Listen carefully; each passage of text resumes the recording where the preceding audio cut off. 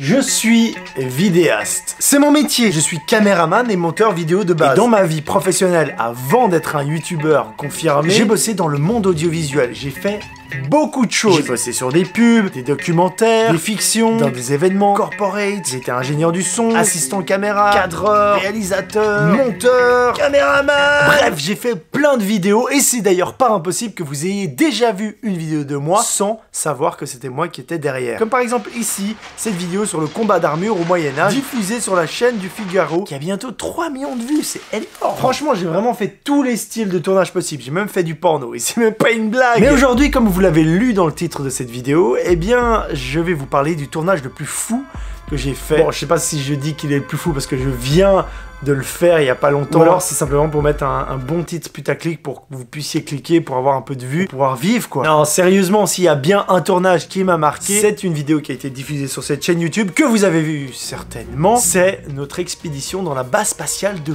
Baïkonour.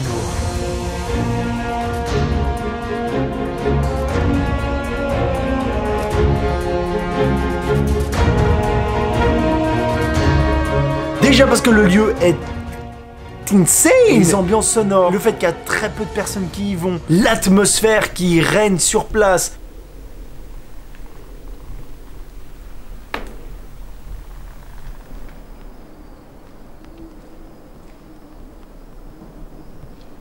L'histoire que raconte ce lieu, donc la guerre froide et la conquête spatiale, mais surtout toute la quête qui englobe cette aventure. Et c'est bien de ça qu'on va parler dans cette vidéo. Tout ce que vous n'avez pas vu dans les épisodes de Cyril et du mien. Et les making of behind the scenes. On a déjà fait une fac avec Cyril sur sa chaîne qui répond à plein de questions de base qui ont été posées dans les commentaires et toutes les personnes qui se posaient mille et une questions. On a essayé d'y répondre dans une vidéo qui est disponible sur sa chaîne YouTube. J'ai également sorti une vidéo 360 dans laquelle vous pouvez vous balader totalement de façon immersive dans le lieu avec moi. Donc c'est simple, hein, il suffit de bouger le doigt comme ça. Ou alors vous bougez votre téléphone de bas en haut, de droite à gauche pour vérifier, mais avec le doigt c'est plutôt pas mal. Ou encore mieux si vous avez un casque VR, l'expérience sera encore beaucoup mieux et beaucoup plus immersive. Pour moi c'était important de revenir sur cette vidéo parce que vraiment... Ouais, je crois que c'est une des meilleures vidéos, enfin c'est ma vidéo préférée de ma chaîne en tout cas pour l'instant. J'ai adoré toute l'atmosphère et l'aventure autour de cette quête. C'était compliqué.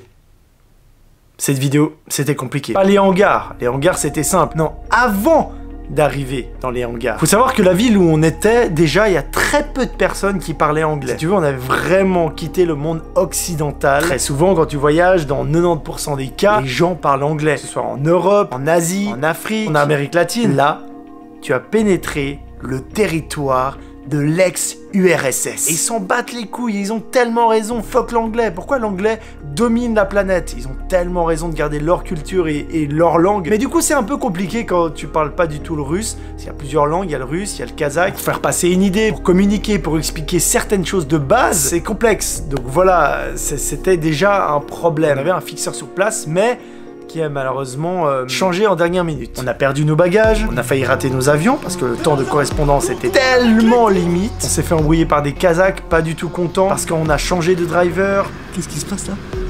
Mec, on est en train de se cacher de notre propre chauffeur parce qu'il est complètement bourré. Mais il voulait quand même qu'on le paye alors que le mec n'est jamais venu nous prendre parce qu'il était bourré. Alors on a trouvé un autre driver, mais le truc c'est que les gars nous ont retrouvés et ils voulaient vraiment qu'on donne de l'argent, même notre matériel. C'est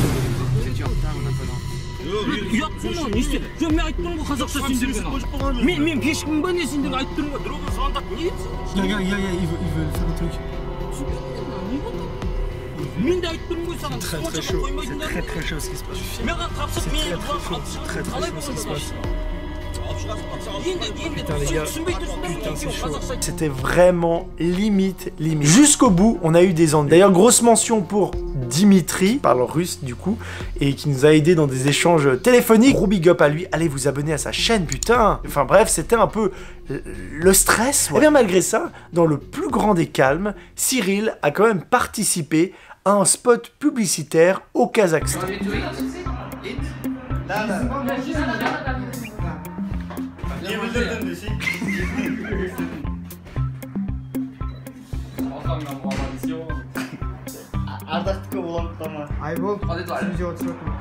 C'est bon? Ouais, c'est bon. Viens manger, viens goûter. En fait, on n'a rien compris, on était dans la rue et les mecs nous ont vus et ils nous ont complètement happés, ils ont commencé à nous filmer et plus ou moins on a compris qu'ils voulaient qu'on apparaisse dans leur spot publicitaire. En fait, c'était l'inauguration d'un fast-food. en train de le filmer. Et tu fais une OP au Kazakhstan. Et par contre, ce qui est horrible, je n'ai jamais retrouvé ce spot publicitaire. Je pense que c'est sur internet, même sur YouTube peut-être. Mais le problème, c'est que c'est en russe, en kazakh. Essayons de retrouver ce spot publicitaire. Si vous avez retrouvé par hasard le lien ou si vous voyez Cyril dans une pub russe bizarre au Kazakhstan, eh bien, balancez-nous le lien. Une fois qu'on a eu un driver, il nous a amené en plein désert, dans un point précis. Sauf qu'il fallait évidemment attendre la nuit, comme on l'explique, pour pouvoir marcher discrètement sans lampe de poche jusqu'au hangar, à plusieurs heures de marche devant nous. Donc on devait un peu tuer le temps. Le temps s'arrête, on est en plein désert, on est là pour une seule mission qui démarre dans 8 heures.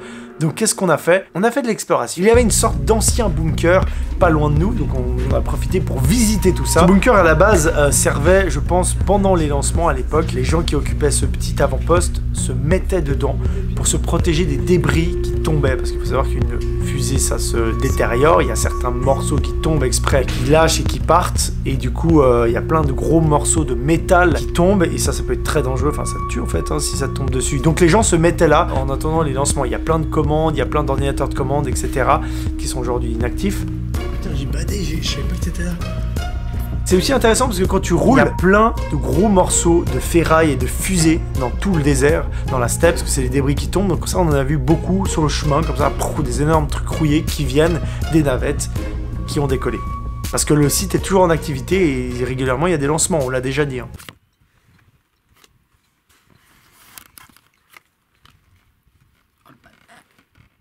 On a aussi profité d'enregistrer des sons pour faire la bande-son de nos vidéos, dignes de Hans Zimmer.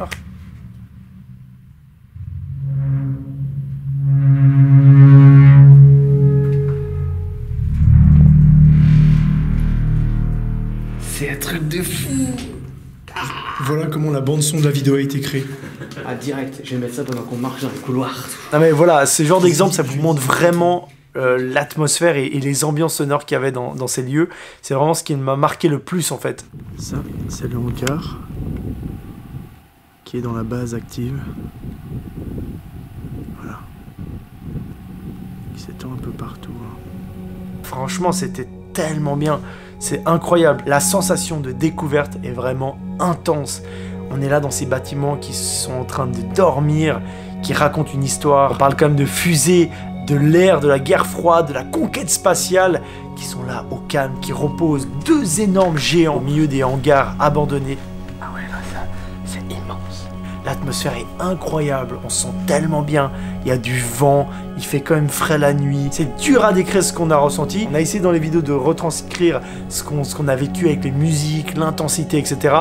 Mais ce sera jamais aussi fort de ce qu'on a vécu en vrai et dans la tête, évidemment. Pas les odeurs, il n'y a pas tous les petits bruits, pas la tension, il n'y a pas tout l'effort physique et tout ça, et l'attente, bref, c'est pour ça aussi que je vous raconte face cam cette aventure, pour essayer de vous retransmettre vraiment un peu plus d'émotion.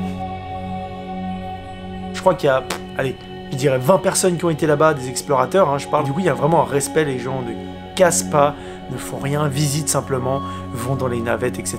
Même si c'est pas très conseillé, on n'a rien volé, rien cassé, on montre pas comment on est rentré, on montre pas les clés de comment faire cette expédition, donc ça incite pas des gens à y aller, c'est juste des passagers témoins de ce lieu magnifique qu'on a photographié et immortalisé pour nos vidéos. Et ça franchement, je m'en souviendrai toute ma vie, avoir ces deux navettes et cette fusée figée dans le temps. Si on m'avait donné l'autorisation de pouvoir aller les filmer, j'aurais fait pareil.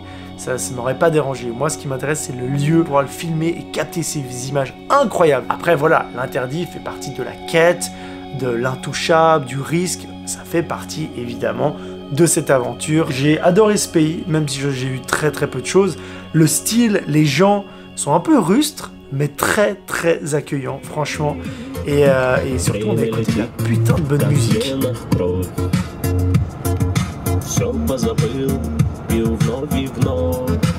Bref, le Kazakhstan, Baïkonour pour moi restera un des lieux les plus incroyables que j'ai visité. Ce Ce tournage était fascinant, rempli de stress, d'adrénaline, de plaisir, d'effort quand même et de tension. Et c'est bien pour ça qu'il méritait une deuxième vidéo face cam pour vous expliquer tout ça. Retrouvez tous les liens dans la description de cette vidéo, la vidéo 360, la fac de Cyril, les deux vidéos, l'épisode 1, l'épisode 2. Et à bientôt dans une nouvelle vidéo. Ciao.